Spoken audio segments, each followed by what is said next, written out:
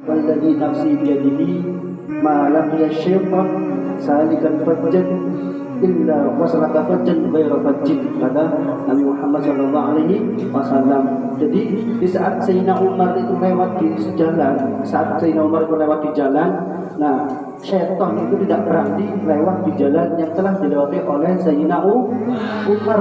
Tidak berani syaitan itu lewat, saking takutnya kepada Sayyidina Umar.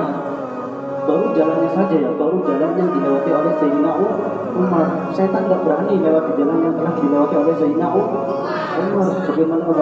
Bagaimana di saat setan ini bertemu berhadapan dengan Sayyidina Umar. Baru jalannya saja tidak berani, langsung putar balik lewat jalan yang lain. Setan ini tidak berani. Itu kata Nabi Muhammad SAW.